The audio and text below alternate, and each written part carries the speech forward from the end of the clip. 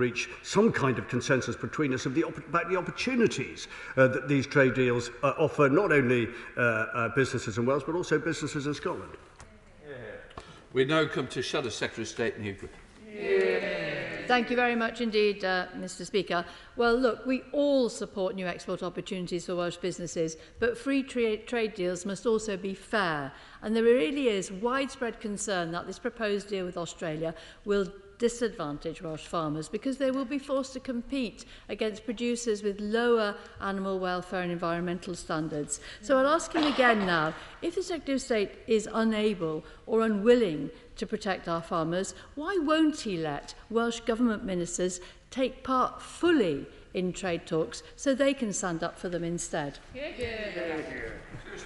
Well, the Honourable Lady makes some interesting points, and of course we have involved numerous stakeholders in the preparation of these deals, and that includes Welsh Government, and it includes actually some very positive responses from farmers in Wales who, by a majority, voted in favour of leaving the European Union back in 2016, and they accept, as I do, that there are numerous opportunities, and we built into this process some protections, a 15-year transition period, as well as taking note of the fact that the Australians themselves so they can't even fulfil their existing markets, let alone start flooding ours. Mr Speaker, it's not just selling out our farmers. Today, this government is choosing to bury its head in the sand and pass up the last opportunity to renew vital steel safeguards. So with our industry now dangerously exposed to cheap imports, and with the news that a deal is now imminent which will grant exemption to EU exports going to the US, our steel exports are now going to be desperately trying to compete.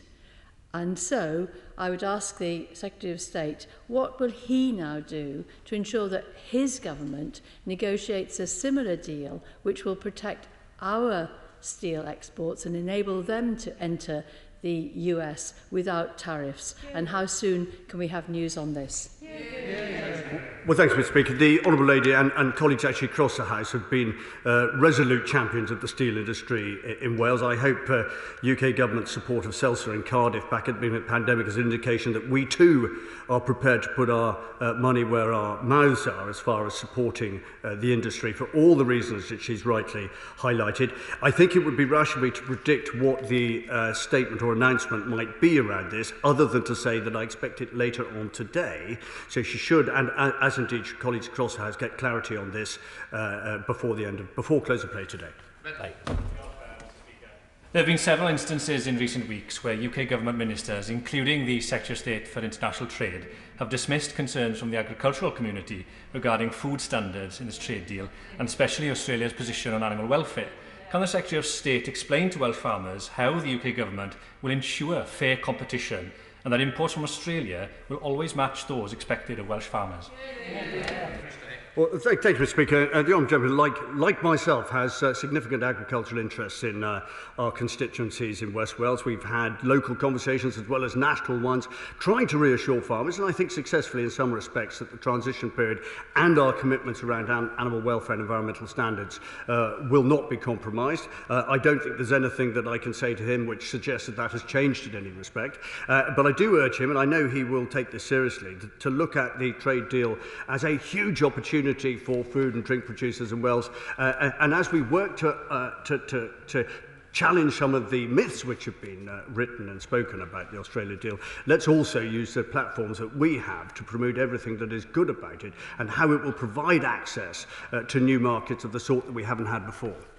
Jessica Morton. Thank you very much, Mr Speaker. As my right honourable friend said, this government's got until tonight to step in and temporarily retain crucial steel import safeguards to protect our steel industry from cheaper foreign imports. And still no action from the government. I hear what the Minister says, but we'll be waiting with keen interest. Is this what ministers meant by promising to protect and champion our businesses post-Brexit? And what exactly have Welsh Office ministers done to intervene and stop this? Nothing. Well, thank you, Mr. Speaker. I can assure her that actually we have been in regular touch with our colleagues in government around this, also the industry itself, with whom, as the Honourable Lady knows, we deal on a regular basis. And I said in an earlier answer, our commitment to steel in Wales, as indeed she knows, because we've talked about it so many times, is absolutely resolute. But I'm afraid she will have to wait till later on this afternoon to have a statement or an announcement of some sort, which I hope will clarify the situation. Substantive question to the Secretary of State from Bob Blackman. Thank you, Mr. Speaker. With your permission, I will answer questions 6 and 7 together. I have regular discussion with the Cabinet colleagues as part of the UK Government response to COVID-19. This includes weekly meetings with the Chancellor of the Duchy of Lancaster, Minister for COVID vaccine deployment, and, of course, First Minister of Wales. Let's go to Bob Blackman. Bob. Thank you very much, Mr. Speaker, and I thank my right honourable friend for his answer. Clearly, the cases of infection in Wales have dropped dramatically, and over the last 7 days, they're roughly 50 to 55 per 100,000 compared to the previous highs of 500 per 100,000. In these circumstances, does my right honourable friend agree that it's about time the Welsh Government gave Welsh businesses some certainty or vision for when they can start to rebuild their lives, and also the Welsh Government should come on board with the UK Government roadmap out of the lockdown?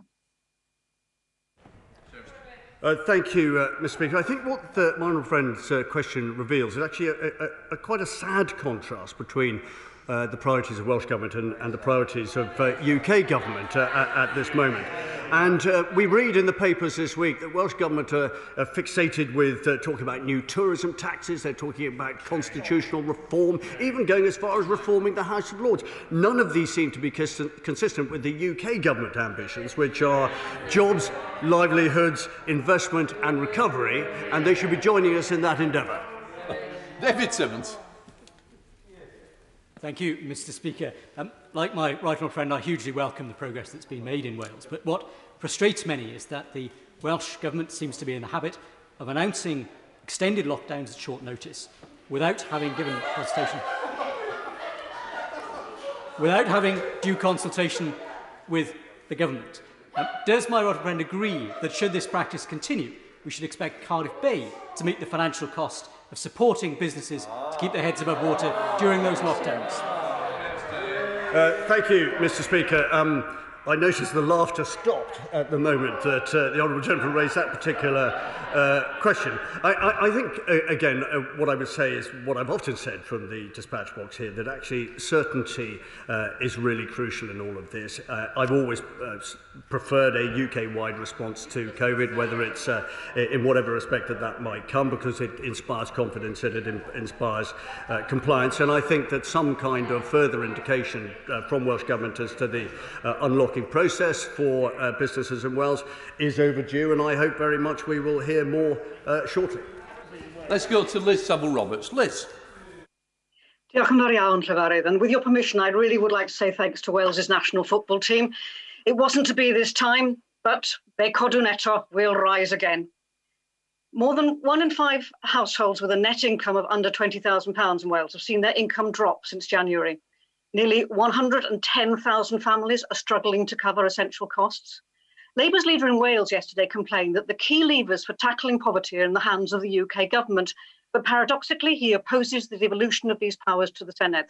One government has the levers, but chooses not to use them, while the other is content with not having those levers at all. Will the Secretary of State urge the Chancellor, please, to make use of his powers and make permanent the £20 uplift to universal credit?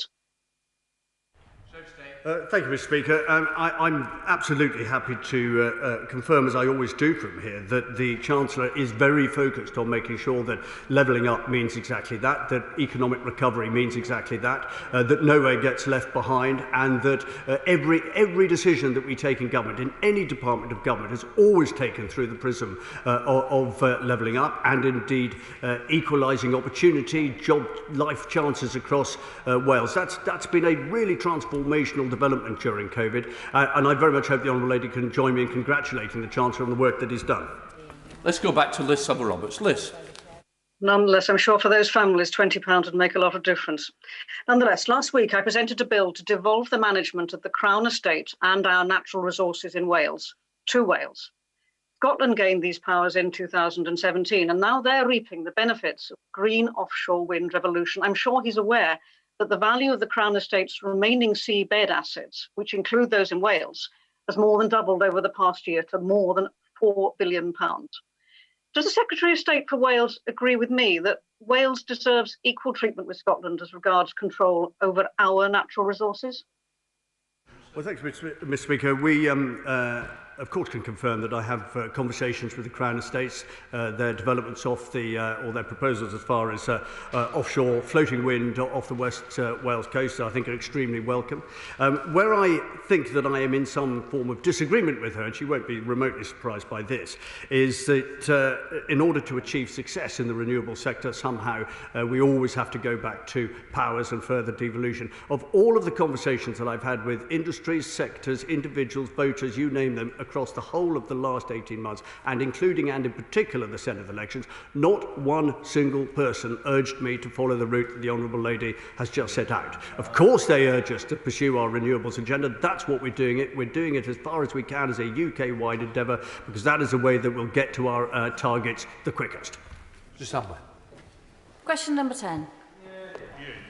Thank you, Mr. Speaker. UK Government's Vaccine Task Force has been the foundation of the success of our COVID-19 vaccines programme. The research, development, acquisition, manufacture, payment and UK-wide distribution supported by UK Armed Forces has demonstrated beyond doubt the value of our United Kingdom.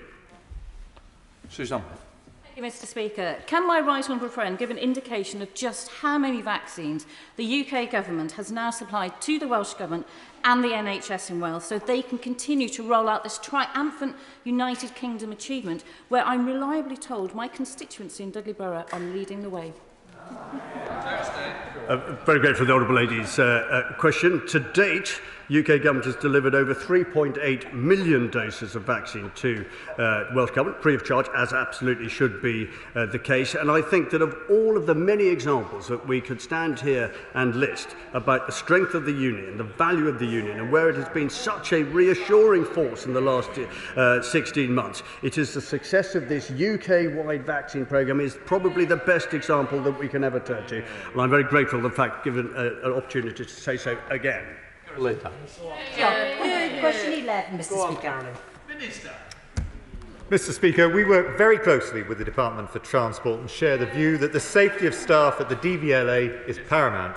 And that is why the DFT has implemented weekly COVID testing for everyone, hired more than 30 new cleaners and installed thermal imaging cameras to carry out temperature checks on all people entering the building. Thank you, Mr. Speaker.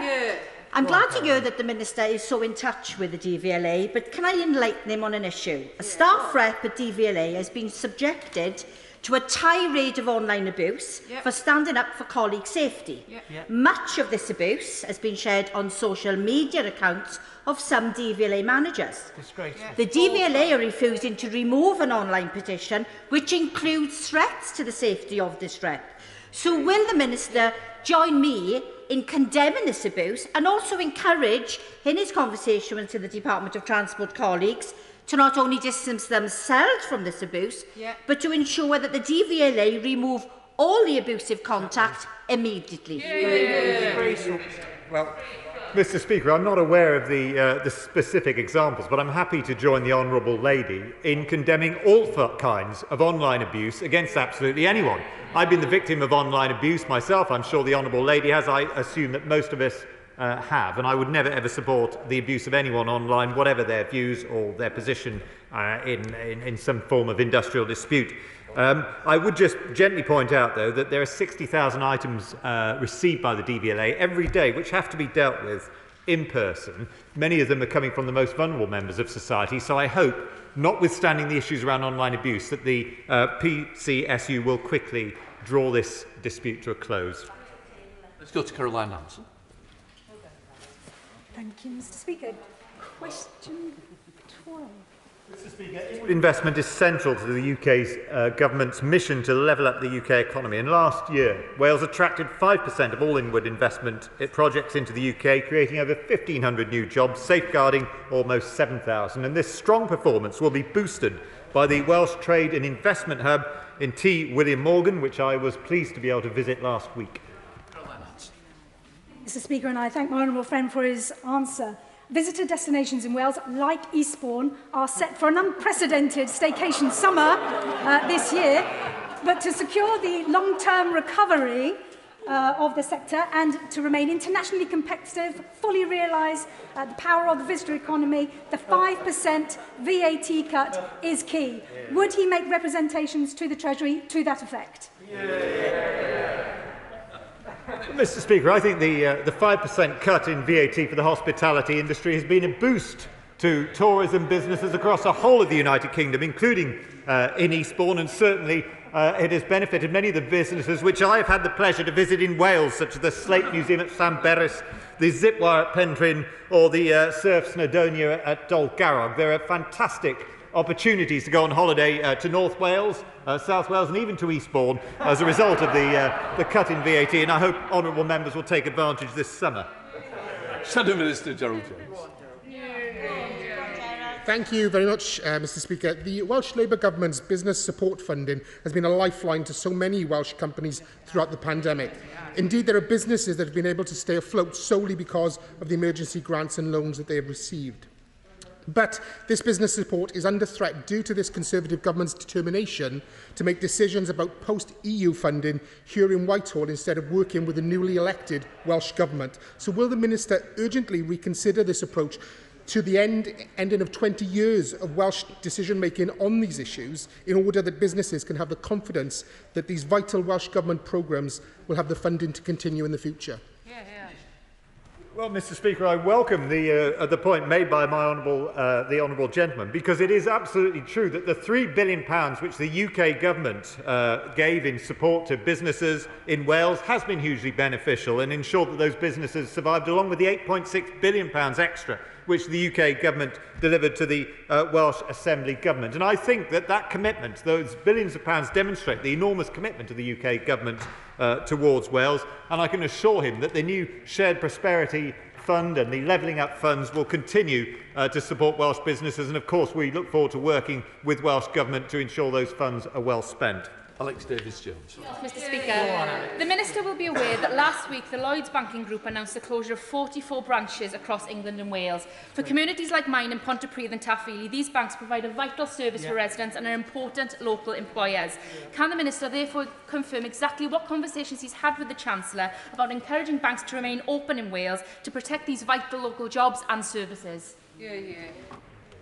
Mr. Speaker, I've certainly had discussions with Lloyd Bank in my capacity as a constituency MP about closures. We do not, of course, have the power to prevent independent commercial organisations from making decisions like that, but it is regrettable that banks have closed down, and obviously I'd be happy to work with the Honourable Lady, as I was last week, for example, when we visited the excellent Royal Mint in her own constituency and met some of the Kickstart workers who have benefited as a result of UK government funding. Simon Bates. Speaker, with its World Heritage Site, the Llangollen Canal and the Steam Railway, tourism is vital for jobs and investment in Clwyd South. Would the Minister agree that the Labour Welsh Government's plans for a tourism tax would be disastrous for the hospitality industry in Wales, particularly as we just come out of the COVID pandemic? Mr. Speaker, I absolutely agree with my honourable friend, and I look forward, I hope, to an invitation to visit his constituency at some point in the future to see some of these superb tourist attractions that are there. And I do agree with him. The UK government has shown its commitment to the tourism industry by cutting VAT down to 5%. The Welsh Labour government want to implement a tax on the tourism industry at a time when it is at its most fragile. The UK government will always want to level up the economy. Welsh Labour will always want to levy taxes. Wendy Chamberlain. Question 17, Mr. Speaker. Mr. Speaker, I have regular discussions with Welsh Government and the Business Secretary on a wide range of subjects, such as the impact of legislation on Wales. This bill will ensure that any unnecessary and unclear barriers imposed on accessing professions, both for overseas qualified professionals and UK nationals, including those in Wales, seeking to become qualified, are removed. Wendy Chip. Thank you, Mr Speaker. Now, the bill allows the Secretary of State to exercise powers concurrently over areas where Welsh ministers normally exercise power. Right. Would the Minister therefore agree that the devolved administrations should be able to revoke these measures if they decide it is necessary in the future? Well, Mr Speaker, the UK Government has shown its commitment to devolution on numerous occasions, and it's always willing to work with the Welsh and Scottish and Northern Irish administrations. But at the end of the day, this bill is about ensuring that people, highly qualified professionals in her own constituency, are able to work anywhere in the United Kingdom, and I would have thought that that is something that she would support. Ruth Jones. Question 18, Mr Speaker. Minister. Mr Speaker, I recently had the pleasure of visiting the Morlais Tidal Energy and Pembroke Dock Marine Initiative, both of which are part of the growth deals. And later this year, we will bring forward a net zero strategy and hold an auction for up to 12 gigawatts of renewable energy funding. Ruth Jones. Thank you, Mr Speaker. The newly re-elected Welsh Labour Government has wasted no time in getting to work and is committed to building greener homes, hospitals and schools, which will develop new green jobs in a radical transition to a zero-carbon Wales. So will the Minister join me and the people of Newport West in welcoming these Welsh Labour Government commitments to build on its investment in Wales? And what lessons does he think the Westminster Government can learn from these green, ecologically sound plans? Minister. Mr Speaker, of course I welcome Welsh Government commitments to support green energy and to support green jobs. And I can assure the Honourable Lady that I and my right honourable friend will want to work with Welsh Government in furthering this aim. These are issues that we can agree on, and that's why we have demonstrated that commitment through the £21.5 million going to the South Wales Industrial Cluster. And the £15.9 million going to Meritor, or Lucas Girlings, as she and I will remember it, for electric powertrain integration, something that will help many members of our own constituency. Question 19, Mr Speaker. Thank you very much, Mr Speaker. I've recently been corresponding with the Archbishop of Canterbury regarding the Bishop of St David's ill-advised and divisive comments on Twitter. I'm sure we all agree that our religious leaders should promote tolerance and inclusiveness, and I'm pleased that the Church in Wales has apologised for the Bishop's intemperate language. Thank you, Mr Speaker. I'm very supportive of the actions taken by the Secretary of State involving the Bishop of St David. But does he agree with me that this issue of intolerance towards those who hold conservative views is becoming more widespread throughout academia and public life, and that we need concerted efforts to address this? Well, thank you, Mr Speaker. As my honourable friend knows, it appears that this sort of trolling habit is not exclusive to the Bishop, sadly. Professor Lloyd Llewellyn-Jones has also been busy dishing out abuse. His most recent contribution was describing conservative voters as the lowest form of life. And I cannot help but think, I cannot help but ask what the professor would have done, how he would have reacted if any of our colleagues had described university academics as the lowest form of life. It would have been as outrageous for us as it is for him, and I very much hope that Cardiff University will follow the example of the Archbishop of Canterbury and deal with this promptly. Chris Altmore. Number 20, sir. Thank you, Mr Speaker. We've committed £2 billion to Network Rail for the current control period. Close to £60 million has been committed to upgrade Cardiff Central Station, £76 million to electrify the Severn Tunnel. More locally, the Cambrian and Wrexham-Bidston lines, stations in Bow Street and St Clair's are also set to receive additional funding. Chris Elmore. Mr Speaker, in a previous answer, the Secretary of State said that the UK Government's priority was investment. That clearly isn't the case with Welsh Railways. We have more than 11% of the track and not even 2% of funding over the last decade. It has, Mr Speaker, been a lost decade of Welsh railway infrastructure. The Minister needs to set out quickly with DfT officials how he's going to address this lack of investment and ensure that the Welsh Railway gets the investment it deserves. Well, the honourable gentleman is a great campaigner on this issue, but I could only really repeat what I said in the answer to my substantial question. It's a list of investment, and I would say to him again, levelling up. It's all about levelling up. It is all about infrastructure, and it's all very well. The honourable gentleman shaking his head in disbelief. But the reality is there has been more investment in all of the infrastructure projects than at any stage in recent history, and that is largely in thanks to the energy of this government and its commitment to levelling up in Wales. Speaker, the Kevin Bridge in Trowen is a bottleneck between Mid Wales and the West Midlands economy. Will the Secretary of State meet with me and stakeholders to ensure the Union Connectivity Review, which I very much welcome, tackles this bottleneck to our economy? Absolutely. My honourable friend is the epitome of campaigning, energetic campaigning on road improvement and other infrastructure schemes. And who will forget the Pant-Lanimulloch bypass as one of the great achievements for the MP for Montgomeryshire? Well, I'm happy to confirm that I will be there. So excited am I by this prospect on Monday of next week.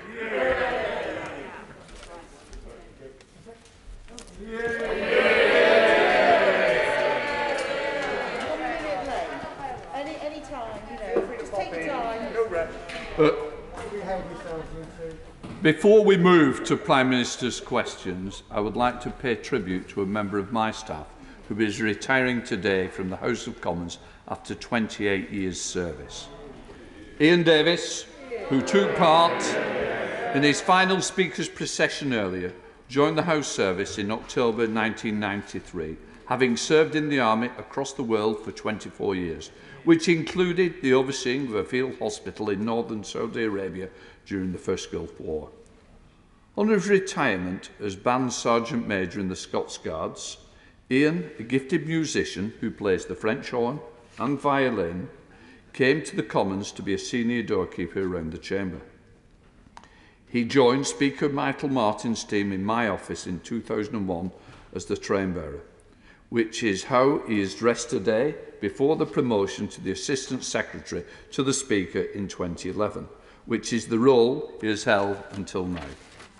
Ian's military discipline, his can-do attitude, his friendship, his sense of humour, expertise will be sorely missed by my team and particularly by me. I've got to say, it's not an easy job to become Speaker, but the one thing that was easy for me was knowing that Ian Davis was there to advise me and the Speaker's Secretary on the way that we've gone. And I cannot thank Ian enough for the support and the help that he's given me personally, as well as the office. And of course, Ian was in the Scots Guards, so was his father, so he's got a great history in serving this country.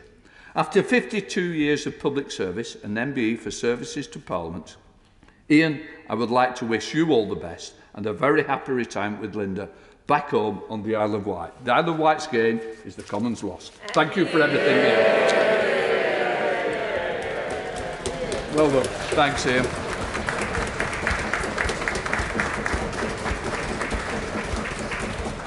Before we get underway, I would like to point out that the British Sign Language interpretation of the Prime Minister's question is available to watch on the Parliament Live TV. Now we come to questions to Prime Minister. Catherine Fletcher. Mr. Number One, Mr. Speaker. Thank you, Mr. Speaker. Can I begin by echoing and supporting very much your fine tribute to Ian Davis and thank him for all his service to this House and wish him all the very best in his retirement. Mr. Speaker, I know members from across this House will want to congratulate Gareth Southgate and his team on their 2-0 win against Germany at Wembley last night, the first time the men's team have beaten Germany in 55 years in a knockout game.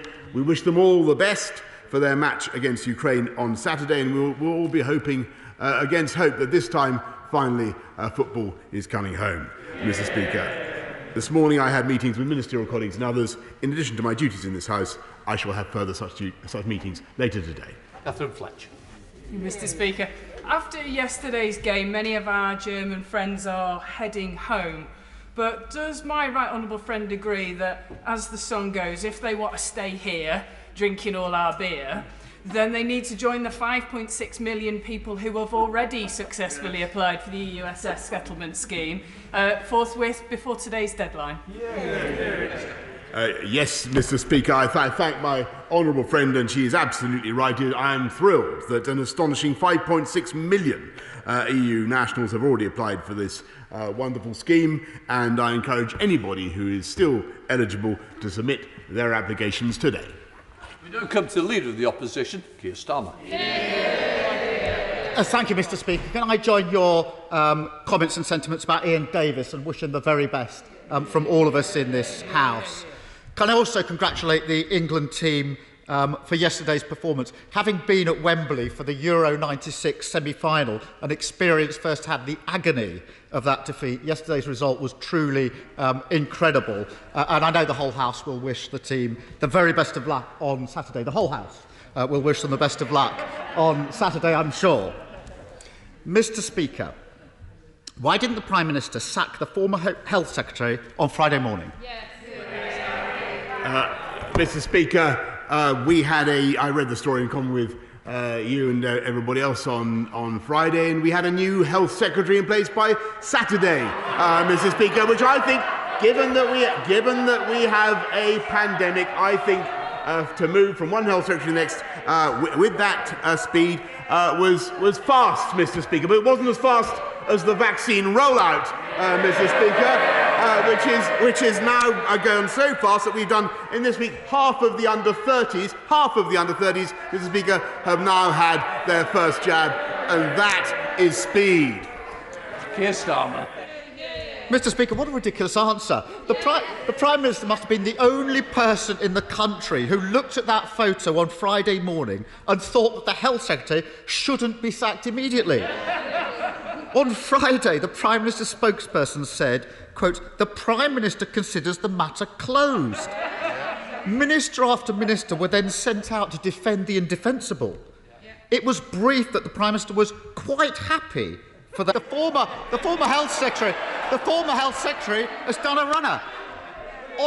Mr. Speaker, on Friday, the Prime Minister said the case was closed. Then on Monday, he tried to take the credit for the Health Secretary's resigning. In a minute, he'll be telling us he scored the winner last night. But let me press the Prime Minister a bit more on this. The person the Health Secretary was in a relationship with was his non-executive director. Let me remind the House, according to the government's own guidance, one of the roles of a non-executive director is to challenge the Secretary of State and the department, to challenge them. And they receive taxpayers' money for doing so. So from the offset, it was blindingly obvious that there was a conflict of interest here and a whole host of unanswered questions. Why on earth did the Prime Minister judge that this matter was closed on Friday morning? Mr. Speaker, I hesitate to accuse the Right Honourable Gentleman of repeating his question. I observe that the non-executive director in question is also no longer with the department. And what the continuity, Mr. Speaker, is that department is getting on with the fastest vaccine rollout of any European country. And I'm proud to tell this House that this week, I can tell you what's happened just in the last few days. This country has actually overtaken Israel in the proportion of people we have vaccinated, Mr. Speaker. And I think he might pay tribute to the Health Department for that achievement. Yes, Starmer. So, Mr. Speaker, let me get this right. The Prime Minister was happy to keep a Health Secretary in place during the pandemic who he not only thought was absolutely hopeless, but he also knew had broken the rules and was in a relationship with somebody he was employing at taxpayers' expense. It doesn't sound like case closed to me. And I know the Prime Minister is keen to sweep this under the carpet. But let me tell the Prime Minister why this matters. Millions of people made huge and very difficult sacrifices to follow the rules that his Health Secretary had introduced. Prime Minister, take the case of Ollie Beebe. I'm sorry, you might want to listen. Ollie died of leukemia on the 5th of May, the day before the photo of the former Health Secretary was taken. Ollie died, like so many other people in this pandemic, with his family and friends unable to spend time with him. When he was in hospital, he begged to see his family. But following the rules, only one member of his family was allowed to see him. His mum said, "I'm livid. We did everything we were told to do. And the man who made the rules didn't. How can that be right?" So I asked the Prime Minister again, how could he possibly think this matter was closed on Friday morning? Mr. Speaker, we all share the grief and the pain of Ollie and his family and millions of people up and down the country who have endured the privations that this country has been through in order to get the coronavirus pandemic under control. And that is why we had a change of Health Secretary the day after the story appeared, Mr. Speaker. And that is why, actually, what we are doing as a government, instead of focusing on stuff going on within the Westminster bubble, we are focusing on rolling out that vaccine, those vaccines at a rate that will make sure that people like Ollie and his family do not have to suffer in the future. And I'm proud to say, as a result of the efforts made by the NHS, by the Department of Health, by July the 19th, we will have vaccinated everybody. Every adult over 18 will have received 1 jab, and everybody over 40 will have received 2 jabs, Mr. Speaker. That is the priority of this government, and quite right too. Keir Starmer. Mr. Speaker, I can hardly think that the Prime Minister thinks it's appropriate, in response to a question about Ollie, to suggest that this is, in his words, the Westminster bubble. The Westminster bubble, in answer to that question, Prime Minister? Before Prime Minister's questions this morning, I spoke to Ollie's mum about the awful circumstances that she and her family have been through. She told me, Prime Minister, that every day she watched the press conferences, every day they were on, and she hung on to every word that government ministers said, so that she would know what her family could and couldn't do. Yeah. And then they followed the rules. Yeah. This is not the Westminster bubble. Yeah. She told me that for her and her family, this case isn't closed. Yeah. And she speaks for millions of people. Yeah. Ask the Prime Minister to withdraw that when he gets up. Yeah. Withdraw that when he gets up. It's the wrong response to Ollie's case. I can't help concluding that the Prime Minister didn't ask relevant questions on Friday morning, either because he didn't want to know the answers, or because he knows full well there's more to come out. Yes. Well, then, he says nonsense. So I asked the Prime Minister, in response to his muttered nonsense, when he declared the case closed on Friday morning, had he asked the Health Secretary if he'd broken any other rules? Yes or no?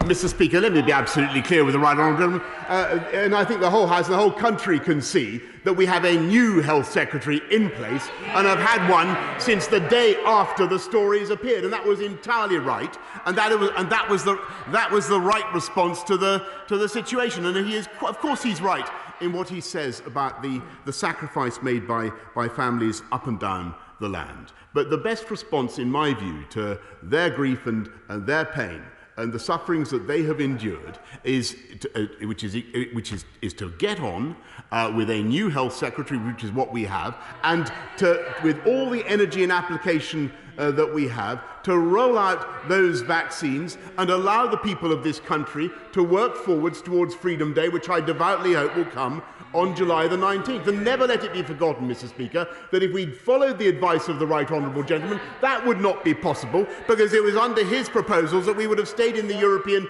Medicines Agency and been unable to deliver the vaccine rollout at all. Yes, Starmer. Mr. Speaker, I really think that having failed to sack the former Health Secretary, he really is trying to take credit now for the fact that we've got a new Health Secretary. So, Mr. Speaker, well, he wouldn't be there if the Prime Minister had his way. The matter was closed. So, Mr. Speaker, it's no questions asked by the Prime Minister on Friday and no questions answered today. Yeah. There's a pattern here. Yeah. When Dominic Cummings broke the rules by driving to Barnard Castle, the Prime Minister backed him. Yeah. When the Housing Secretary unlawfully approved a £1 billion property deal for a Tory donor, the Prime Minister backed him. When the Home Secretary broke the Ministerial Code, the Prime Minister backed her. And when the Health Secretary broke COVID rules, the Prime Minister tried and wanted to back him too. Every time it's the same old story. Isn't it the case, Mr. Speaker, that while the British people are doing everything asked of them, it's one rule for them and another rule for everybody else? Mr. Speaker, this government, there was a new Health Secretary the following day, Mr. Speaker, and the whole country can see that, and we are getting on with our agenda of vaccinating the population of this country through the energy and application of the new Secretary of State for Health and the Department of Health. And I thank them and I congratulate them. And it's as a result of that vaccine rollout, Mr. Speaker, which, as I say, would have been impeded, fatally impeded, had we followed the policies of the party opposite. That we're able now we have a higher wall of vaccination than virtually any other country in the world, and we are able to proceed with our cautious but we hope irreversible unlocking of the UK economy, with the result, Mr. Speaker, that growth is up to levels we haven't seen since last July. Jobs are up, and he calls for us to act faster in removing cabinet ministers, Mr. Speaker. It took him 3 days, as I say, to give her 3 new jobs. Shadow Chancellor of the Duchy of Lancaster, a Shadow Secretary of State for the Future of Work. We create jobs, Mr. Speaker. He creates non-jobs. He dithers, we deliver. Jacob Young. Thank you, Mr. Speaker. The steel industry is an asset of national strategic importance. Not just my words, but the words of the Prime Minister. And I know he means it because when Grable went into administration, this government supported British Steel until a new buyer was found. British Steel still employ more than 800 people in Redcar and Cleveland and more than 3,000 people in Scunthorpe. So can I ask the Prime Minister, in light of the TRA's recommendations to the Trade Secretary, how will he ensure that steel remains a national strategic asset? My honourable friend is absolutely right to campaign for British Steel, and we have an ambitious plan to transform our country with better use of British Steel. As I said to the House a couple of weeks ago, there's a 7.6 million pipeline of steel waiting to be waiting to be bought over the next decade. And as for the recommendations of the Trade Remedies Authority, the government is considering them, and the Department for International Trade will update the House later today. Leader of the SNP, Ian Blackford. Thank you, Mr. Speaker. And can I join you in wishing Ian Davis all the best for his retirement and thank him for the service that he's given to the Scots Guards in this House. He has truly been a friend and a sane voice to give guidance to those of us on these benches when we've needed it, and I thank him very much for that. Can I congratulate England for their victory last night, and of course wish them all the best in the tournament ahead. Of course, they've done well. They've won most of their matches, with the exception of the game against Scotland, where, of course, they even failed to score a goal. No luck. But, Mr. Speaker, in July 2019, this Prime Minister gave an unequivocal guarantee to EU nationals living in the UK. The Prime Minister said they will have an absolute certainty for the right to live and remain. Less than 2 years later, hundreds of thousands of EU nationals have been left in limbo, including thousands of children. While the settlement scheme deadline falls today, we know there are hundreds of thousands of unprocessed cases. It is simply unacceptable, Mr. Speaker, that their rights will be diminished by their failures of this government. Will the Prime Minister honour his word, give certainty, scrap the disastrous settled status deadline before we face another Tory Windrush? I thank the right honourable gentleman, and I'm just to repeat what I said to my honourable friend earlier. I think it's fantastic that 5.6 million people have applied. We are processing all the applications as fast as we possibly can, and clearly the most important thing is for anybody who still hasn't applied to get their application in today. In Blackford. Thank you, Mr. Speaker. But the issue is there is a backlog of hundreds of thousands of cases because of delays on decisions. Mr. Speaker, overnight, thousands of our friends and neighbours could become illegal immigrants. They are living in fears for their jobs, their families and their livelihoods, all because this Prime Minister won't keep his word. We know all too well the experience of this government's Home Office. Dawn raids, vulnerable people deported, a hostile environment for the Windrush generation. Scotland's message to EU citizens is you're welcome here. We want you to stay. This is your home. But this UK government is causing EU citizens untold stress. One woman who has been in the UK for 44 years says that she feels suicidal. Another says she feels like a third-rate citizen. So, Mr. Speaker, this is shameful. Will the government now do the right thing scrap the deadline and introduce automatically granted settled status? Or will the Prime Minister's legacy be the ridiculous removal of NHS staff, our local community workers, our teachers and many more who have made their homes here? Mr. Speaker, it's obvious from the statistics I've already quoted that this is an outstanding success, because we've had huge numbers of people applying. And of course, if there are people still who have to apply, and there's been several extensions of the deadline, it's 5 years now since the Brexit referendum. We've funded 72 organisations to help vulnerable EU citizens to understand what their rights are, to make the applications. Anybody applying within the deadline will, of course, have their case dealt with, and I urge them to get on with it. Let's go to Henry Smith. Henry. Thank you very much, Mr. Speaker. I pay tribute to the government for the world-leading COVID-19 vaccination programme. And can I encourage my right honourable friend and the government to press ahead with allowing those who are fully vaccinated greater international travel to save as many aviation and travel sector jobs as possible and help regrow our economy?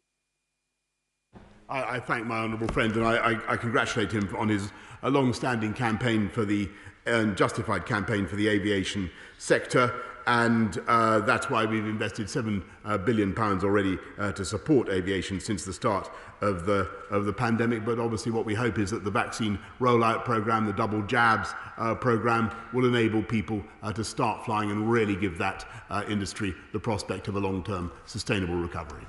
Let's go to Caroline Lucas. Caroline. Thank you, Mr. Speaker.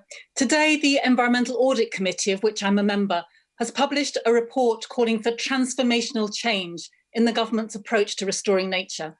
And it's not just about the 15% of UK species that are threatened with extinction, the cuckoos, the kittiwakes, the turtle doves, but the ebbing away of so much of our natural world. The Conservative chair of our committee says that government policies too often remain, and I quote, grandiose statements lacking teeth and devoid of effective delivery mechanisms. So I want to ask the Prime Minister something very specific. Will he look again at the government amendment to the Environment Bill that refers only to measures to further the objective of halting species decline, rather than actually meeting that objective? A one-word change from furthering to meeting would make a world of difference by introducing the legally binding target to halt biodiversity loss by 2030 that his government has promised. So will he do it? Will he make that change? Yes or no? Mr. Speaker, this government is committed not just to halting, but to reversing biodiversity loss, not just in this country, but around the world. And she can see that from the conclusions of the G7 summit and everything that the government does to promote biodiversity across our country. Thank you, Mr. Speaker. Over the last few years, we've seen the proliferation of hate speech, harmful content, anti-vaccine conspiracy theories on social media. In response, the government has published its world-leading draft online safety bill. Can the Prime Minister say when Parliament will be given the opportunity to start the scrutiny of that draft bill? Prime Minister. The bill has been published in draft form, and a pre-legislative scrutiny will start as soon as a joint committee has been established. And I'm given to understand from my right honourable friend, the Chief Whip, that my right honourable friend may be in a position to serve with advantage in the scrutiny of that bill.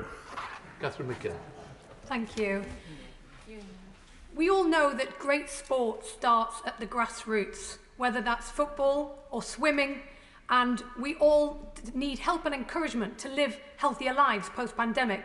Yet since last March, over 400 leisure and fitness facilities have permanently closed, including our much-loved swimming pool in West Denton, and many thousands more are under threat. So will the Prime Minister do two things about that today? Expand and extend the National Leisure Recovery Fund to fund these much-needed facilities, and back Newcastle's bid for the Outer West Leisure Centre from the Levelling Up Fund. Everybody deserves a chance to live a healthier life and one day perhaps to play or swim for their country. Well, I thank the honourable lady, because I think that it was a great question, and she's absolutely right to champion grassroots sport and what it can do for young people and for the health of this country. I certainly hope that the centre she champions will be successful in the Levelling Up Fund, but obviously I can't control that myself. She must make that case herself. But I'm wishing her every possible good fortune. Topmost. Thank you, Mr. Speaker. In Rochester, we are incredibly proud of our long-standing creative arts community and the contribution it makes to the Medway towns. So it has come as a huge blow that the Board of Directors at the University of Creative Arts have decided to close the Rochester campus after its 135-year history in the town, having inspired some of our most successful artists and designers, such as Dame Zandra Rhodes, Karen Millen and Tracy Emin.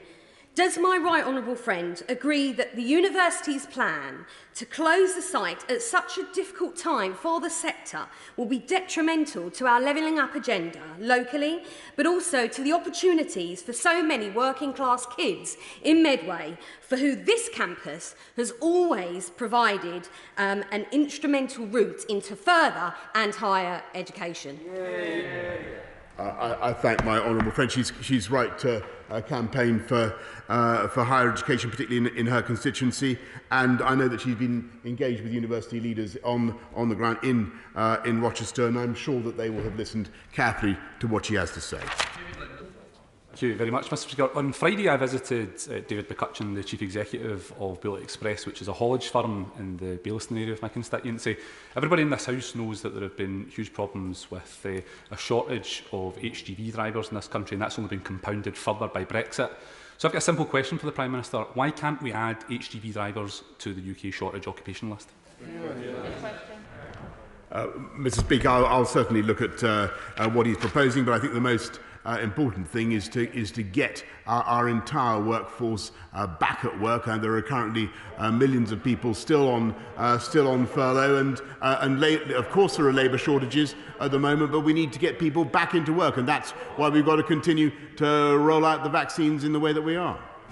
Let's go to Sir Gurry Street. Gurry. Thank you, Mr. Speaker. My right honourable friend will be aware that the counties of Cornwall, Devon, Somerset and Dorset have come together to form the Great South West to generate regional growth and prosperity in much the same way as the Midland Engine and the Northern Powerhouse. It has the support of all local authorities, LEPs and the business community, but we've now been waiting for recognition from government for well over 3 years, and frustration, Mr. Speaker, is reaching fever pitch. Can my right honourable friend please look into this matter and give us the green light so we can help the government achieve its objectives of sustainable growth, prosperity and jobs? Mr. Speaker, I'm a passionate supporter of the Greater South West and the prospects that it brings. But I understand also that my right honourable friend has met the Minister for Regional Growth and Local Government to discuss these proposals, and I look forward to hearing their outcome. Let's go to Christina Rees. Christina. Thank you, Mr. Speaker. Many of my constituents have been angered by the treatment of DVLA staff and the disgraceful harassment of PCS Union Rep Sarah Evans. With cases rising significantly in South Wales in the third wave of the pandemic, why does the Prime Minister feel it is so acceptable for the DVLA to have returned over 450 staff to their Swansea site, contrary to government advice, as some of them can and have been working effectively and safely from home? Mr. Speaker, as I understand it, rates of infection and disease have been declining at the DVLA site, and I hope very much that everybody there can return to work in the normal way as soon as possible. Tom Randall. Mr. Speaker, the High Street's had a bit of a difficult time lately, and Gedlings have been no exception. But Gedling Borough Council's Levelling Up Fund bid will help to kickstart High Street regeneration, improve Arnold Town Centre, and encourage healthy travel in Netherfield. So will my right honourable friend join me in thanking the council officers at Gedling Borough Council, particularly Mike Hill and Joel Davis, who have put the bid together? And will he agree with me that this is a bid that can help to make Gedling an even better place to live, work and raise a family? Yes, Mr. Speaker, and I thank Mike Hill and Joelle Davis for their efforts, and that's exactly. And I thank them also for what they're doing to call upon the Levelling Up Fund, which will indeed invest in infrastructure projects that improves life across the country, but in his constituency particularly. Let's go to Dr. Philippa Whitford. Philippa. Thanks very much, Mr. Speaker. Due to his failure to maintain strict border quarantine and delay in adding India to the red list, cases of the Delta variant are surging across the UK. As well as a marked regional variation, the biggest ongoing impact is on sectors such as hospitality, entertainment, and aviation.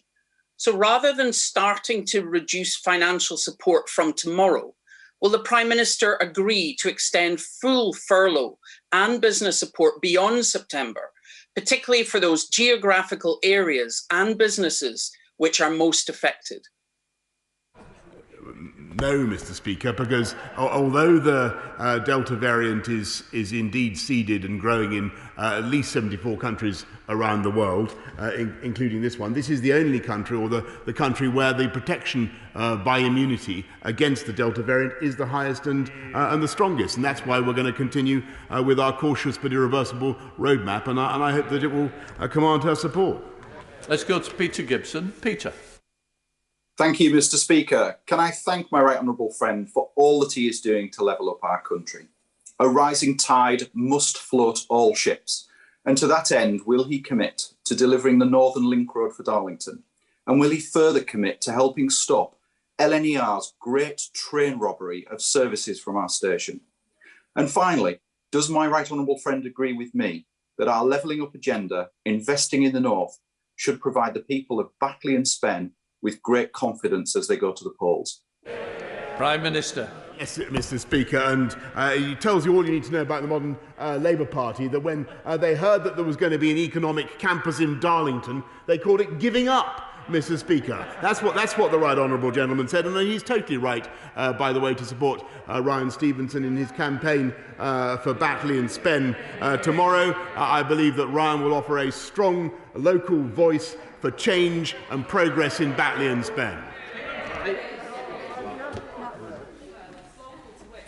Thank you, Mr. Speaker. I'm sure the Prime Minister is delighted that the High Court in Belfast this morning upheld the government's view on the Northern Ireland Protocol. And later today, we're also expecting a joint EU-UK agreement in relation to extension of the grace period around chilled meats. So, does the Prime Minister accept that today may well be a watershed, where we can stop talking about the protocol in constitutional and identity terms, but rather the UK and EU jointly work through the genuine problems to find pragmatic solutions? And in doing so, can the Prime Minister also call for calm in Northern Ireland ahead of the marching season?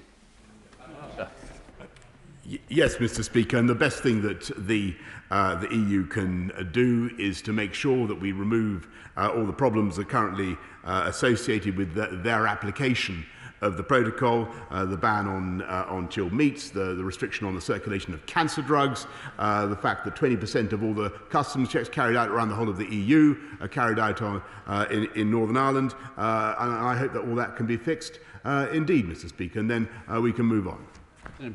Thank you, Mr. Speaker. Yesterday I was in Batley and Spen campaigning with our fantastic candidate Ryan Stevenson. He is committed to delivering the police that we need on our streets. So from Brixham to Salcombe, Batley and Spen, will the Prime Minister commit to supporting initiatives like the Councillor Advocate Scheme that was launched by my Police and Crime Commissioner Alison Hernandez? Yes, I'm a big fan of Alison Hernandez, Mr. Speaker, and I think she's doing absolutely the right thing. And to support her, we are, of course, increasing policing presence on the streets of the city. We're rolling up county lines drugs gangs, about a third of them that we've tackled so far. And we've also instituted tougher penalties for serious sexual and violent offenders, Mr. Speaker, which were opposed on a three-line whip by the party opposite. Bel Ribeiro-Addy. Thank you, Mr. Speaker. We're experiencing a knife crime epidemic in London. As much as 50 people have been killed by knife crime in our city, with a staggering 17 of these being young people and one of my own young constituents. I fear that we are going to see more and more people, young people in particular, needlessly lose their lives, and with the summer approaching, more and more violence on our streets. The Prime Minister is aware just how much youth services are important in the prevention of crime. So could he explain why his government has cut over 70% of youth services in the past decade? And will he pledge to do more for this city's young people, put his money where his mouth is, and reverse these disastrous cuts? Minister. Mr. Speaker, we invested in youth services and will continue to do so. But I think it quite extraordinary that she continues to avoid the McCavity-like performance of the Mayor of London, who is totally failing to grip this, to reduce serious crime and to stop knife crime. There was a previous Mayor of London, Mr. Speaker, who got the murder rate down by 50% because we gripped it and we took responsibility in City Hall. I think it's shocking to see what Sadiq Khan is doing on this issue, but we will do everything we can to fill in the gap. Ian Paisley, final question. Thank you, Mr. Speaker, and can I refer to my registered interests and also associate all Northern Ireland members with the tribute you have made to Ian Davies today. Prime Minister, today the Belfast High Court has actually found that the protocol does conflict with the Act of Union, though it does not break the law. That it has repealed aspects of the Act of Union which is in direct contravention to the commitments that this government has actually made to the people of this kingdom. The Prime Minister will be aware that litigation is still ongoing in the High Court in England on a commercial case that could result in the loss of earnings claim of hundreds of millions of pounds by British businesses trading in Northern Ireland. Under Section 8 of the Withdrawal Agreement, the Parliament here is sovereign. The judgment today confirms that Parliament is sovereign. Prime Minister, you have a solid majority on your benches. Have you the will to now finish this job, to reverse the mistakes of the Northern Ireland Protocol, to seize the moment and to defend the Union and to unilaterally fix once and for all and put Northern Ireland out of its commercial, social and political misery? Minister. Thank you, Mr. Speaker. I thank the honourable gentleman. We will, of course, study the ruling of the court in detail, but I can give him this general assurance, which he knows to be true, that nothing will affect the position of Northern Ireland as part of the United Kingdom, and we will make sure that we uphold that. I am now suspending the House for 3 minutes to enable the necessary arrangements to be made for the next business. Order.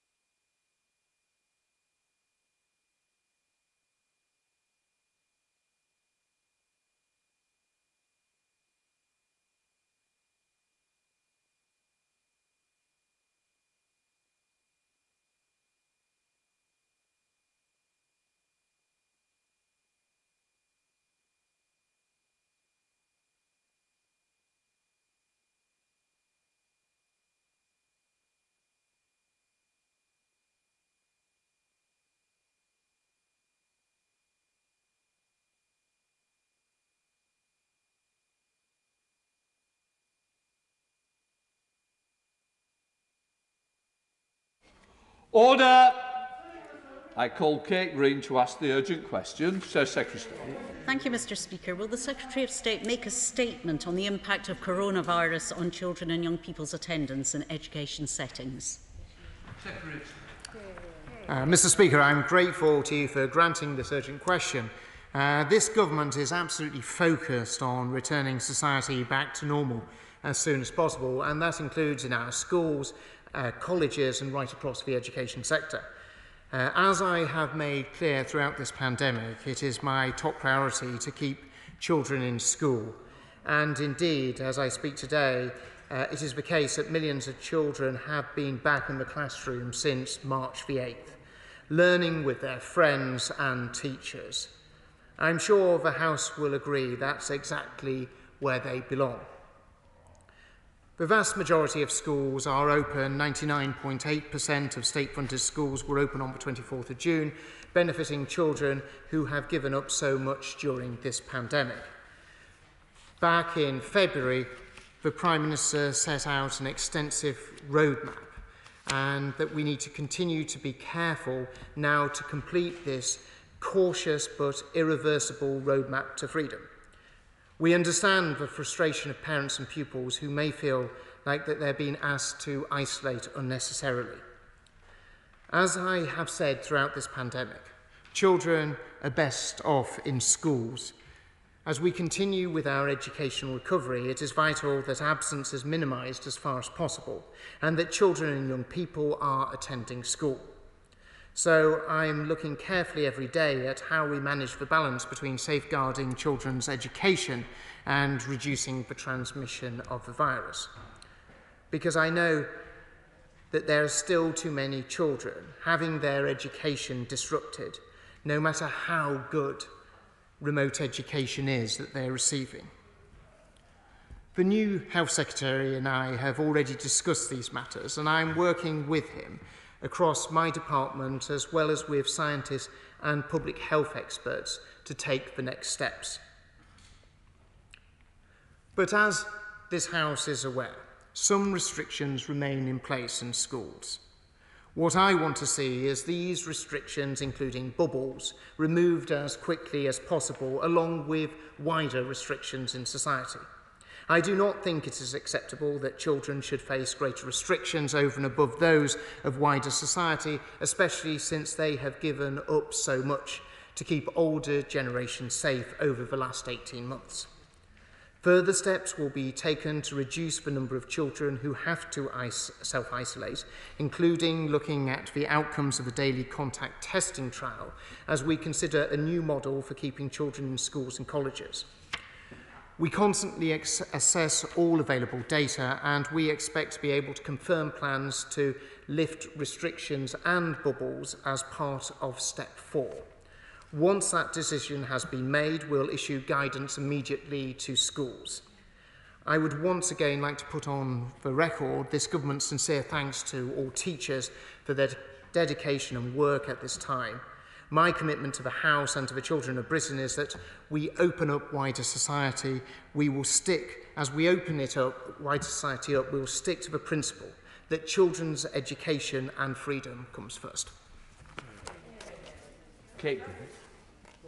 Thank you for granting the urgent question, Mr. Speaker. Data published yesterday showed 375,000 children were out of school last week because of coronavirus.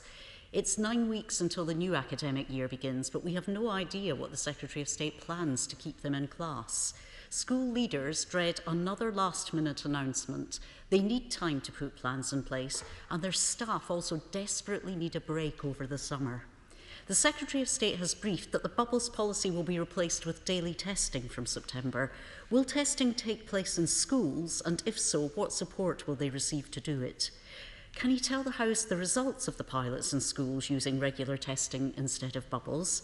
What impact has this had on the number of coronavirus cases in the school community and the number of hours children and staff remain in class? And can he tell us why, if he believes he has a solution that will keep children safely in the classroom, he's waiting until September? What's he doing now to keep children in school before the summer holidays? Time and again, Labour's called for mitigations to keep children learning, including ventilation and Nightingale classrooms. Why has this not happened? Can he clarify why he abandoned the policy of masks in schools when cases were rising and masks were still required in shops and indoor spaces? Will he share the scientific evidence that led to this decision? Can he confirm that children who have to isolate over the summer and can't attend the holiday activities and food programme will still receive free meals? And finally, Mr. Speaker, can he tell us when he expects to receive JCVI advice on vaccinating older children? Does he believe that they will begin receiving the vaccine before September? Mr. Speaker, Ministers' negligence in letting the Delta variant into our country is keeping hundreds of thousands of children out of the classroom. The Secretary of State must act now or make way for someone who will. Secretary of State. Thank you ever so much, Mr. Speaker. So in terms of daily contact testing, this is something that we've been running trials on. Public Health England have been running trials on. We expect for them to report back to the Department for Health and Social Care and ourselves in the coming weeks. But we are very clear that we want to sort of action to be taken, and that is why we very much want to see the lifting of more restrictions and the bubbles within schools as part of the next step. But as the Honourable Lady and yourself, Mr. Speaker, will appreciate, that this is a decision that has to be made across government as part of the next stage of our roadmap. But we, of course, be informing schools and keeping them up to date as to that progress in plenty of time before the start of the next term. But let us not forget, Mr. Speaker, it's the party opposite. It's the party opposite that deigns to give advice. I mean, their advice was to join the European Union vaccine programme. Well, where would that have got us, Mr. Speaker? The party opposite that said it wouldn't be possible for schools to be able to deliver testing right across all our schools and colleges, yet this is what we were able to do. And actually, it's a party opposite that opposed children going back into the classroom and didn't actually support this government's efforts to ensure that children were able to get their education at the earliest possible stage. At every point, the party opposite has done everything that they can to frustrate and stop the opportunities of children being in school. Select Committee, Robert Hunt. Thank you, Mr. Speaker. I thank my right honourable friend for what he's doing to try and keep schools open. But we have 300,000 children being sent home. In addition, there are 93,500 children who are missing 50% of school or more, as identified by the Centre for Social Justice this week in a hard-hitting report. We are in danger of creating a generation of ghost children denied a proper chance to climb the education ladder of opportunity. So will my right honourable friend update the guidance, look to establish mobile testing units at school as soon as possible, even before September, so as to stop the need for children being sent home? And will he also set out a plan galvanising the forces of the department, local authorities and schools as to how these 100,000 ghost children are going to be returned to school properly so that we can bring their education back to life and we don't damage their life chances for decades to come? My right honourable friend raises the important issue of those children who aren't attending schools. This is why we pulled together REACT teams, which is a combination of DFE teams, regional school commissioners, local authorities, the police, as well as, crucially, schools themselves, in terms of being able to target those children, working alongside the Supporting Families initiative that is led by MHCLG. My right honourable friend will be aware that actually there is already extensive testing in schools. In fact, there's been over 50 million, I think 57 million tests have already been conducted in schools and colleges across the country. So we already have a very well-established testing mechanism. But the next stage, as we move to step 4 of the roadmap, is we want to see the ability for schools to be able to operate more freely. When it comes to the summer activities, we want all children to be able to be part of that, whether that's for holiday activity and food programmes, whether that is whether that is the additional summer schools that schools are laying on. And that is why, as part of Step 4, we're looking at lifting those restrictions and lifting those bubbles that currently schools have to sort of operate within that guidance of, and we're looking at doing that at the very earliest opportunity, so children will be able to benefit through the summer as a result of that. Let's go to Barry Sherman. Barry. Thank you, Mr. Speaker. Can I say to the Secretary of State, will he stop this dither and delay? Now, I don't think that anyone in this House, on education matters, I think we're united, that there is a generation of young children that are missing, have missed education and will continue to miss education. And families, parents particularly, want certainty. They want to know what the rules are and what they can expect so they can plan their everyday lives. And most of all of us who care about education know that the summer holidays coming up could be an opportunity for a vast level of national volunteers working with children to give them that support they're going to be vitally missing because they've missed so much school education. Come on, Secretary of State, take the lead, do something positive, imaginative and bold. Well, I thank the honourable gentleman for his thoughts. We have already outlined, and if he had listened to the question, I had sort of, in answer to my right honourable friend, the member for Harlow, is that we're very much looking towards lifting the restrictions, especially in terms of bubbles, as part of the next step of the roadmap. As the honourable gentleman will be aware that the government is going to, in the very near future, announce the next step of the roadmap, and it will be very much part of that, and that will be, it's important that all the actions right across government are properly coordinated as part of the process of easing restrictions right across the country. Let's go to Bob Blackman. Bob. Thank you very much, Mr. Speaker. And I'm delighted that the government prioritised the reopening of schools as we ease the lockdown. And I congratulate my right honourable friend for all the efforts he's made to make sure that children return to schools and get in-person education as much as possible. Now, clearly, as we do so, does he agree with me that rolling out regular testing will ensure that we stop the spread of the virus, but also prevent children from unnecessarily being sent home and missing out on their education, at the same time as making sure that the tests are carried out properly and appropriately? I absolutely agree with my honourable friend, and he'll probably have seen the figures of over 50 billion tests already conducted across schools and colleges. We're very much aware that testing has been an important part of getting schools reopened, and we continue to work with colleagues in the Department for Health and Social Care and Track and Trace in order to ensure testing is available, which of course it is available to all pupils and their families as well. We go to Daisy Cooper. Daisy.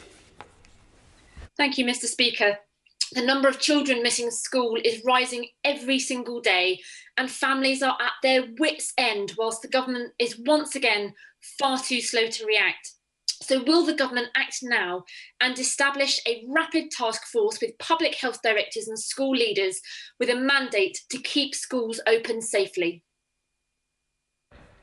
Well, it's fair to say that Liberal Democrats, Mr. Speaker, have never been very good at numbers, and actually schools are open right across the country. They are welcoming children. You've got millions of children in school. You've got millions of children benefiting from being with their teachers, and we continue to take actions to ensure we do everything we can do to maximise the number of children there. And of course, as I touched upon earlier, as part of Step 4, we'll be looking at lifting more restrictions as part of that, but that will be to be announced in the near future.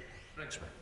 Thank you, Mr. Speaker. I very much welcome my right honourable friend's work to keep schools open and his ambition to see the end of the bubble system. But can I ask him to also look at a cohort of children who risk being caught up negatively by COVID guidance and restrictions, and that is children who are due to start primary school this September. I declare an interest that my own son is due to start school this September. in that schools are currently under guidance, unable to run the settling in sessions that are essential to familiarise themselves with their new environment and have the best start at school life. So can I ask my right honourable friend to take action to ensure that those settling in sessions can happen? I will sort of share some of the guidance we've got, but there is flexibility for schools to be able to do, for those key transition years, to be able to do some level of familiarisation with those children, and I'll organise for my office to share that information with my honourable friend. Let's go to Tahir Ali. Tahir. Thank you, Mr. Speaker. We have seen the number of children self-isolating quadrupled during this month due to increase in cases of COVID. Due to this sharp rise, more children are now able to learn online from home, with the IT equipment and access to internet provided to schools by the government. Hundreds of families in my constituency of Birmingham Hall Green have benefited from this scheme. I'm now hearing that many of these devices have either been disabled or taken back by the schools. This impacts significantly on learning, especially those that are living in poverty. Mr. Speaker, it is important that access to IT equipment is not disrupted. Therefore, will the Secretary of State ensure that the children keep the laptops and only return them when they leave school at year 6 and 11? So the investment we made in terms of IT equipment is very much there to help pupils. While it is the property of the school, we very much want the schools to prioritise the use of those laptops to actually help children from the most disadvantaged backgrounds. And I will certainly take up his point and look at more detail as to whether there's more guidance and more, a stronger steer that we can give to schools to really emphasise that point. Let's go to Dr. Neil Hudson. Neil. Thank you, Mr. Speaker. We all know that the pandemic has caused many young people to miss out on vital learning experiences, and I welcome the government's recovery strategy to help them catch up. In Cumbria, we have unique outdoor education centres such as the Blencathra Centre and the Outward Bound Centres that offer life-affirming educational experiences, both as day and residential activities, offering young people a chance to benefit from some of the vital opportunities they've missed out upon. Does my right honourable friend agree that these centres can be a key part of the solution? And will he look into his department directly supporting and utilising these assets to achieve this educational recovery? Well, as part of step 3 of the roadmap, we made it absolutely, lifted restrictions so people could do overnight residential. Of course, my honourable friend is absolutely right to highlight the benefits of outdoor education centres and the real value they bring to so many young people, and we certainly continue to work with the sector to how we can promote this, especially as schools got more and more freedoms in the future. Thank you very much. Mr. Speaker, this government has consistently let down our children in order to bring down case numbers and to reduce school closures. When the likes of me advocated for teachers to be vaccinated, or for there to be a circuit break during half-term last year, or for other sensible measures, we were ignored. Now, shockingly, given that 1 child in 20 was out of school last week and case numbers are still rising, will the Secretary of State commit to reviewing the use of the bubble system, and will he commit to implement the recommendations now rather than wait until the autumn? Well, I'll happily pass on a copy of Hansard to the honourable gentleman so he can reference what I'd said earlier on in the UQ. Speaker, I think the Secretary of State's right to push back on the Labour Party. I don't remember them being huge champions of getting schools back on March the 8th when we were campaigning so strongly for it, so their words are a little bit hollow now. Can I just ask the Secretary of State, though, he's clearly, I think, indicating where he wants to go on getting rid of bubbles. I'm not really sure, though, why we can't do it now, because we're going to then cause a huge problem for the rest of term. We're not going to give a lot of time for teachers and schools to prepare for the autumn. But what I really wanted to ask him was about testing. Given that we have now vaccinated all of those adults at risk of being seriously ill from COVID, is he really suggesting, given that COVID is going to be endemic, that for the rest of time we're going to be testing our school children on a regular basis? I think we need to move back to normal. Once we've protected everyone who's vulnerable to COVID, and children are not largely, we need to get back to normal, not ensuring our children have to be continuously tested for the entirety of their school careers. My right honourable friend raises a very interesting and thoughtful point, and we do want to see schools return to normality, and we don't want children to feel as if there is an extra layer of things that they have to do that we as adults don't have to do. And I think that is very important. Testing has been an incredibly important tool as part of the armoury to get schools back, especially in March the 8th, where we saw the mass return of schools. But we do keep this under review. We're looking at, we obviously take advice in terms of scientific advice from the Department for Health and Social Care and Public Health England, and of course other scientific bodies. But we are looking at this continuously, but we have found it a useful tool.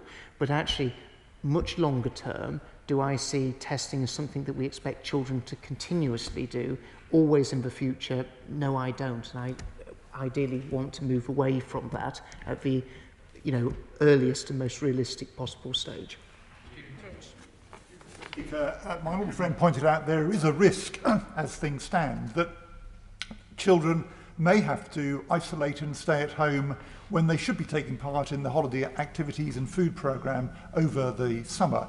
Can the Secretary of State give an assurance that whatever happens, children who are entitled to access food support over the summer will still be able to do that? I can absolutely assure the right honourable gentleman that that's the case. We will be looking to ensure that obviously the Department for Work and Pensions has its COVID support fund that is available for local authorities to provide free school meals. Any changes as part of the roadmap that would lead to the lifting of further restrictions and of bubbles within schools would also mean and take effect. So for the summer period, for summer holidays as well. So children who wanted to take part in holiday activity and food programmes would very much be able to without operating within a bubble system. Red Clark. Thank you very much indeed, Mr. Speaker. Because of new variants, it's quite possible long into the future that the number of cases of COVID will increase from time to time. But is he aware that Professor Sir Andrew Pollard, who was behind the Oxford AstraZeneca vaccine, said that if high protection against hospitalisation continues, despite spread in the community, the public health crisis is over? So does my right honourable friend understand that we must move away from being concerned with the number of cases of COVID and disrupting schools needlessly through testing and isolation and focus squarely on hospitalisation?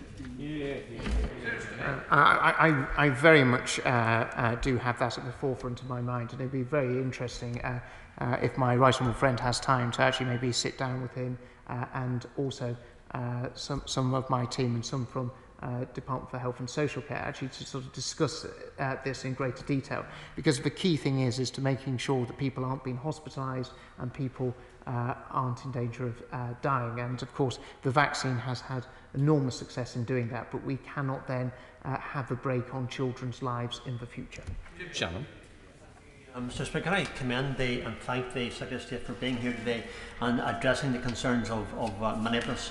What happens here sets the direction for regional administrations. COVID-19 has had a huge impact on young people's education, with some not being able to access resources and many suffering from the closure of schools, and mental health of pupils are rising at very alarming levels. So what discussion has the Secretary of State had with school principals and with regional assemblies to reduce the negative impact on our children's academic development? And what steps can the Secretary of State take to ensure that the education system is pandemic ready for the future? Well, we have always, at all stages, done as much as possible to work with all devolved administrations right across the United Kingdom, and will continue to do, whether that's to do with issues to do with mental health, whether that is to do with awarding of grades, or whether that is to do with education recovery. And if I could just take the opportunity, Mr. Speaker, just to put on the record my thanks for work that I had the opportunity to do with Peter Weir, who was the Minister for Education in Northern Ireland, who we had a very close working relationship, and very appreciative of all the work he undertook for the children and students in Northern Ireland in his time as Minister. Let's go to James Daly. James. Thank you very much, Mr. Speaker. The Metropolitan Borough of Bury currently has over 2,000 children self-isolating, negatively impacting their social, emotional and educational development. I welcome and recognise my honourable friend's commitment to keeping children in school, but does my right honourable friend, and I'm sure he does, recognise and agree that we cannot allow this situation to continue? Surely we must learn to live with COVID-19 and remove the requirements for school bubbles, together with the current policy of self-isolation at the earliest opportunity. Well, Mr. Speaker, we're very much wanting to go down that course of easing restrictions and ensuring, as we come out of this pandemic, is that children are one of the greatest beneficiaries. So my honourable friends and my minds are very much in the same place. Let's go to Siobhan McDonough. Siobhan. Thank you, Mr. Speaker. Children in the most disadvantaged areas are almost twice as likely to be those self-isolating, like Year 6 at St Mark's Primary in my constituency. But they are also likely to be on the wrong side of the digital divide, with 23 pupils at St Mark's still without the kit and connectivity required to log in and learn from home when isolating.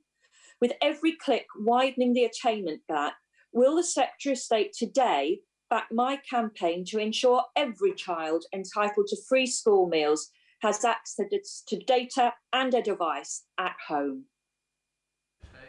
Well, this is, Mr. Speaker, is very much why we invested hundreds of millions of pounds in the rollout of 1.3 million devices to be able to support schools, but most importantly to be able to support children, such as the Honourable Lady set out. Let's go to Caroline Notes. Caroline.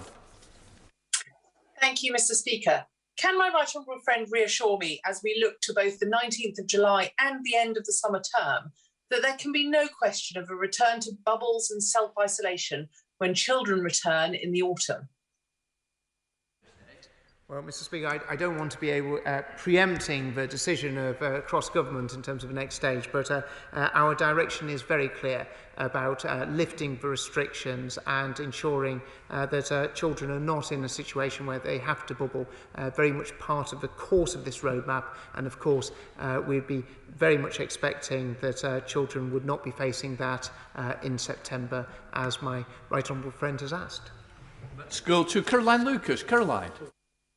Thank you, Mr. Speaker. The Secretary of State says his priority is to keep children in school, yet hundreds of thousands of them are missing yet more precious time in the classroom, as well as important end-of-term rituals, and families are angry and desperate. But for many months, organisations like the Health and Safety Executive and the Royal Society of Medicine have been saying that to protect our children, one of the basic things that needs to be done is to ensure better ventilation in all classrooms. If you live in New York, for example, you can consult a public website to see the ventilation status of every single classroom in the state, and there is serious investment in ventilation and filtration.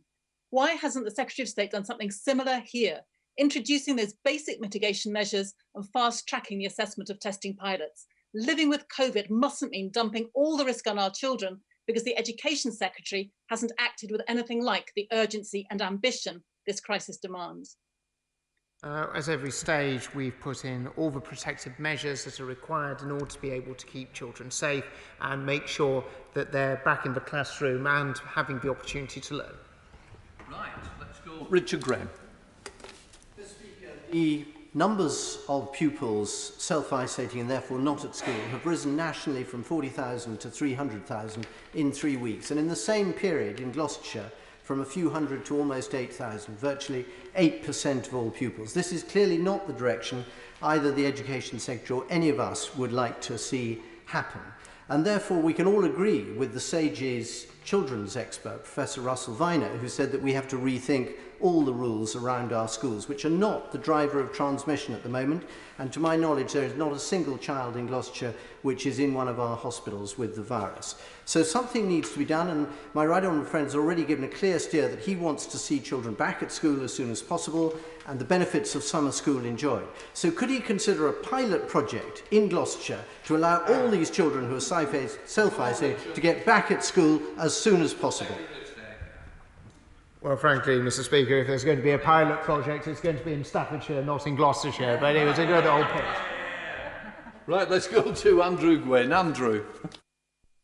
Thank you. Professor Marmot has reported today on the impact of inequality in large parts of Greater Manchester, including my own constituency, and we know COVID has exacerbated these inequalities. We know too many children have had their education disrupted and too many still are. And look, we all agree we need to ensure children and families are supported, not just during self-isolation, but that catch-up is intensified too. So what work is his department doing on the wider impact that COVID may have on this cohort of children in school or college through the pandemic? How do we ensure we properly tackle the inequalities created by COVID on top of the pre-existing inequalities affecting the same children? Well, I'd very much appreciate it if the honourable gentleman would forward on the report, as it would be very interesting to sort of look at the details on that. And we have been looking very closely at the impact of COVID on children's learning right across the country. And we've been doing a very detailed study with Renaissance Learning to look at the lost learning, not just as a national cohort, but very much at the granular detail. And this is very much informing our policy development as to how we best address that. Let's go to Stephen Hammond. Stephen. Thank you, Mr. Speaker, and can I thank my right honourable friend for his answers today and his commitment to remove self-isolation for school children as soon as possible, which would be widely welcomed across Wimbledon. Can I ask him to say what exactly, and can he reassure me what the government is doing to ensure that disabled children get the support they need at home when they have been self-isolating and unable to attend school? Well, we very much expect that the education to be delivered for all children remotely, whether they are in a mainstream school, special school or alternative provision. And we work with the sector to ensure that that happens, including the provision of IT equipment and devices, which is so critical for all schools to be able to deliver that. Mr. Speaker, we remember the appalling handling of the free school meals debacle over Christmas, where this government and football players had to, this opposition and football players had to try and force government to do the right thing.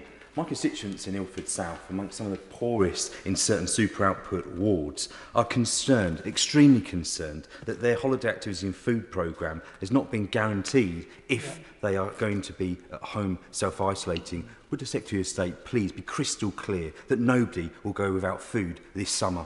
Yeah. Well, the honourable gentleman probably actually heard my answer to his colleague earlier on, and of course the DWP scheme is there to ensure and support children who are in receipt of free school meals over the summer period. The holiday activity and food programme is an extensive scheme across local authorities right across the country. I think this is an excellent scheme, and we want to see all children to be able to take part in it because of the benefits not just of food, but as importantly activity as well that's part of that scheme. Thank you, Mr. Speaker. I welcome my right honourable friend's commitment to end bubbles. Last week, some 74%, I think it was, of children who were isolating in England were doing so not because they caught COVID, but because someone in their bubble had done so. This puts a huge strain on them and their parents as well. So with that in mind, between now and terminus date, will my right honourable friend consider accelerating the rapid testing programme to ensure that we're seeing less self-isolating in children? Well, we always continue to work with Department for Health and Social Care in terms of testing and being able to sort of maximise that out so that actually we're able to catch people with COVID at home so they're not in a position of infecting their friends at school and also their teachers. Russian Narali. Russian. Thank you, Mr. Speaker. With nearly 400,000 children and young people out of school just last week from COVID-related reasons, the government's failures to secure our borders against the Delta variant has demonstrated the damage it's doing to children and their future. And given those failures and the incompetence, frankly, of the Secretary of State over the last year in getting a grip and supporting school children, isn't it time that he worked with the Chancellor to get the funding that's needed for catch-up, as was recommended by the former catch-up czar, Sir Kevin Collins? There's a shortfall of £13.6 billion. Isn't it time that that money was provided so that children don't continue to suffer because of the mistakes of his government? Well, the Honourable Lady seems to be blissfully unaware that we've already invested over £3 billion in terms of supporting children to be able to catch up in our schools. We'll continue to work closely, as she requested, with the Treasury, as we have been doing as we approach the spending review, to see what further action is needed in order to be able to support our children. Thank you, Mr. Speaker. Last week, 375,000 pupils were off school through self-isolation, and there has been a 40% increase in antidepressants being prescribed to under 17-year-olds. Given that children are extremely unlikely to suffer serious ill health as a result of catching COVID, and given the damage being done to their education and their mental health, isn't it time we stopped this self-isolation madness and get all pupils back in the classroom where they belong? Well, I think my right honourable friend raises a really important issue in terms of children's mental health, and this is why we've been so concerned to put in interventions in place to be able to support children, as well as those who work in schools and colleges, with their mental health at this incredibly difficult time. And actually the best way of helping children and all people with all staff is with their mental health is actually having schools functioning as normally as possible. And that's why we've always been clear that when we're in a position to be able to remove those restrictions, to be able to make those changes and actually make it easier for schools to operate as normally as possible, we will always take those steps at the earliest possible stage. Christian Matheson. Mr. Speaker, my constituent Stephen sums up the frustrations of parents and pupils when he tells me that his boy is now home again for a third time because somebody has tested positive in his school, even though they make him wear a mask. 10 days isolation, he's tested negative on a PCR test plus 2 tests a week, and asks how he can justify 40,000 people hugging each other at Wembley, but his son can't see his friends. And the effect on pupils was raised by my constituent Joe, who teaches and who has seen the mental health effects that the Secretary of State has just referred to. What additional support will be put in place to support Joe and the pupils he supports in this mental health crisis? Well, the honourable member is probably aware that both the Department for Health and Social Care and ourselves have outlined packages of support for schools in terms of boosting mental health support, including having training so that there are mental health those who trained to deal with mental health issues in all our schools right across the country. The honourable gentleman is probably also aware of the comments I made earlier about the lifting of restrictions and the removal of bubbles, which is the next steps that we very much want to take as part of the next step of the roadmap. But it has to be done in line with the broader changes and the unlocking of our country that is part of the roadmap. Thank you, Mr. Speaker. And getting children back into school without having to self-isolate can't come soon enough, as there is no substitute for learning and attainment and keeping children in face-to-face education. But can my right honourable friend confirm that keeping children in an educational setting, whenever it is safe to do so, remains his priority? My honourable friend's so right. The number one priority in all of this, whether it was the rollout of the mass testing across all schools, whether it whether it was the restrictions and the sort of levels of safety that we had to put into schools, has all been designed about getting children into schools for the maximum amount of time to ensure that they're in front of a teacher with their friends and having the very best classroom experience. And as we move out of this crisis, of course, we want to lift as many of those restrictions as possible and actually liberate schools to be able to operate in the best possible way for themselves. Thank you, Mr. Speaker. Does the Secretary of State agree with me that the government's failure to get border controls in place has enabled the Delta variant to take hold in the UK, forcing children out of classrooms and away from their friends?